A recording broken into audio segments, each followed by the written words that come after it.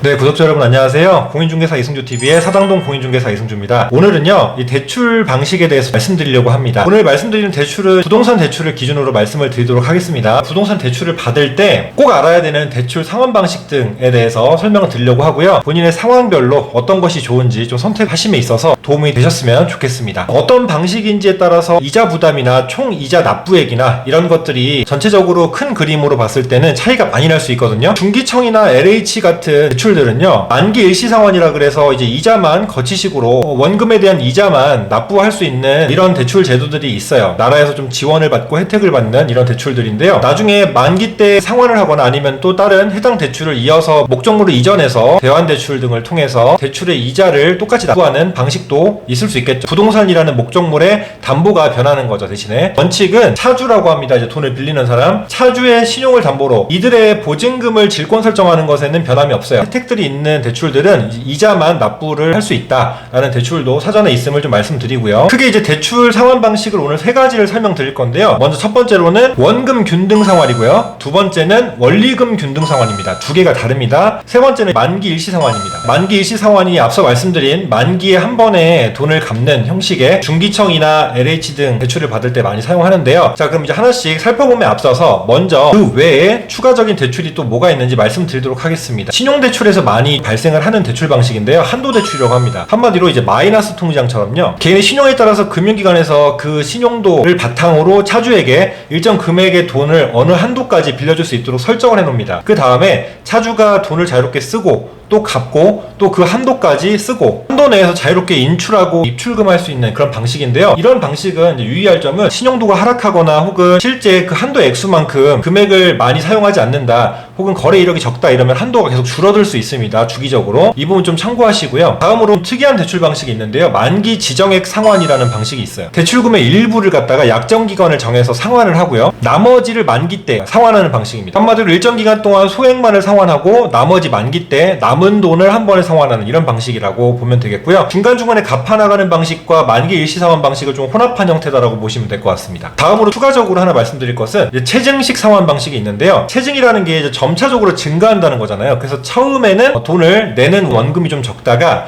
시간이 지날수록 이제 원금을 갚아나가는 액수가 더 많아진다라고 보시면 되는데요. 자, 이런 분들은 이제 장기적으로 승진 예정이 있거나 소득이 증가할 예정이 있는 분들이 되게 유익하게 유용하게 쓰실 수가 있겠죠. 지금 급전이 필요한데 바로 원리금을 상환하기 좀 불편하신 분들, 이런 분들 해당이 되고요. 상환 계획이 좀 분명한 경우 이런 분들한테 좀 추천을 드립니다. 아마 위험 리스크가 있겠죠. 추후에 금액이 증가하기 때문에 초반에 못 갚으면 나중에 부담이 엄청 커집니다. 그래서 이런 분들은 소득 계획을 분명히 세우시고 진행하시길 바란다는 말씀드리고요. 이제 그럼 본격적으로 세 가지 말씀드리도록 하겠습니다. 첫 번째, 원금 균등 분할 상환인데요. 바로 그대로요. 원금을 균등해서 계속 똑같이 내는 거예요. 그러다 보니까 이자 액수가 있잖아요. 우리가 대출을 받는 금액이 있으면 원금을 계속 똑같이 내다 보니까 초반에는 이제 당연히 부담이 크겠죠. 왜냐하면 초반에 대출 액수가 크잖아요. 절대적인 원금이 크다 보니까 원금과 이자를 같이 갚아 나가는데, 이 원금 액수가 크다 보니까 원금과 이자를 함께 내다 보니까 처음에는 규모가 되게 커요. 근데 장점은 반대죠. 원금을 계속 갚아 나가다 보니까 추후에는 원금이 줄어드니까 그에 따르는 이자가 굉장히 금액이 줄어들죠. 한마디로 이런 방식은요, 매를 좀 먼저 맞는 방식이다라고 생각하시면 되겠죠. 대신에 단점은 초기 부담이 크다. 그리고 장점은요, 오늘 설명드릴 대출 방식 중에 이자 납입 금액이 가장 적은 방식입니다. 이 원금 균등 상환 방식이. 자, 그다음 이제 두 번째로는 균등 분할 상환인데요. 여기도 단어의 답이 있어요. 이제 원리금을 균등해서 내는 거예요. 그러니까 총액을 갖다가 납부하는 액수를 딱 정해놓습니다. 1억을 빌렸는데 한 100만 원을 갚는다고 칠게요. 총액을 가지고만 봅니다. 매월 100만 원씩 딱딱딱 내는 거예요. 그 안에서 이제 원금이 초반에는 조금씩 적고 100만 원이니까 초반에는 이자 비용이 훨씬 크겠죠. 원금 내는 금액이 훨씬 적겠죠. 시간이 지나면서 원금이 갚아나가는 액수가 늘어나다 보니까 이제 남은 차액이, 원금 차액이 줄다 보니까 이 원금 액수가 잔여가 줄어듦에 따라서 이자 액수가 줄어들죠. 그러니까 한마디로 원금 갚아나가는 액수는 커지고 이자 금액은 줄어드는 이런 방식입니다. 그러니까 이건 절대값으로 한 달에 얼마를 고정적으로 내기 때문에 장점이 있겠죠. 자금 계획이나 혹은 월 소득이 좀 일정하신 분들, 이런 분들은 매월 가계부에 동일한 금액을 지출하는 것으로 메모해둘 수 있다라는 부분이겠죠. 그래서 자금 계획이 좀 명확하게 서 있는 분들 같은 경우가 이 방식을 선택하시죠. 예측이 가능하고 안정적이라는 특징이 있겠죠. 다음으로 아까 설명드린 방식인데요. 이제 만기 일시 상환입니다. 이때는 이자만 거치해서 납부하다가 만기 일시에 내니까 심리적으로는 이자 부담만 내면 되니까 좀 편하긴 한데요. 만기 때 한 번에 매를 몰아서 맞는 않는다 이렇게 생각하시면 되겠죠. 한편으로는 원금을 갚아나가는 재미가 없잖아요. 약간 저는 역적금이라고 표현하거든요.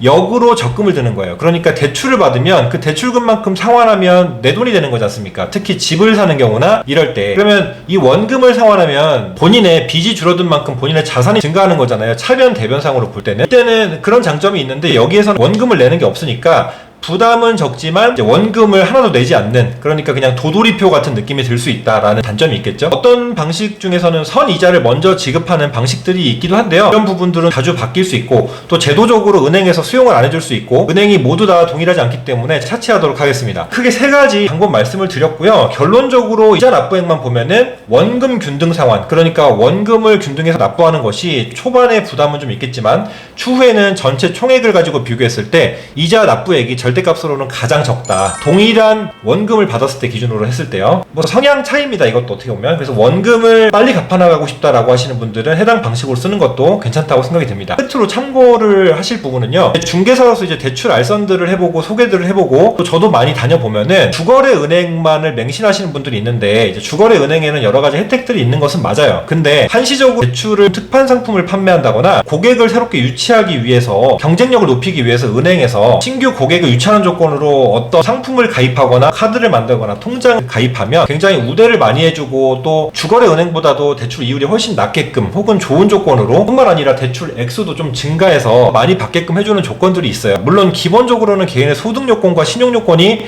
담보돼야 됩니다. 결과적으로 질권 설정이라는 것은 이 세입자가 차주가 빌리는 보증금을 가지고 이걸 담보로 하는 거기 때문에요. 질권은 동산을 담보로 하기 때문입니다. 그에 앞서서 이제 임대인의 목적물을 기반으로 그 가치에 따라서 돈을 내주는 건 맞습니다. 그래서 임대인의 협조와 동의가 굉장히 필요한 부분이긴 하지만요. 어쨌든 이제 이 대출에 관해서 말씀드리자면 주거래 은행만을 꼭 다니시지 마시고 여러 은행들을 발품 팔아보시는 거는 기본적인 센스입니다, 여러분. 두세 군데 이상은 1금융권 기준으로 꼭 다녀보시기를 추천드립니다. 그리고 저도 대출 제도에 대해서 섣불리 이렇게 막 말씀드리기가 어려웠던 점은 지금 뉴스에도 계속 나오지만 대출에 대한 제한이나 규제가 너무너무 많이 시시각각 바뀌고 있어요. 심지어 제가 지난주에 촬영하려고 했던 영상 주제가 하나 있었는데 이 주제가 또 대출 규제가 생기면서 바뀌어버려서 이번에 촬영을 안 하고 이렇게 절대적으로 바뀌지 않는 이런 원리, 로직에 대해서 촬영을 해야겠다라고 해서 오늘 영상을 찍게 됐습니다. 자, 이렇게 해서 오늘 영상 여기서 마치도록 하겠습니다. 뒤에 보시면 제 새로운 책 4번째 저서 중개실무 성공 법칙이 이제 본인세가 끝나서 예약 판매가 되고 있는데요. 많은 분들이 또 사전 예약을 해주셔서 진심으로 감사드리는 마음 끝으로 인사드리도록 하겠습니다. 자, 그럼 다음 영상에서 또 만나도록 하겠습니다. 시청해주셔서 감사합니다. 다음에 만나요.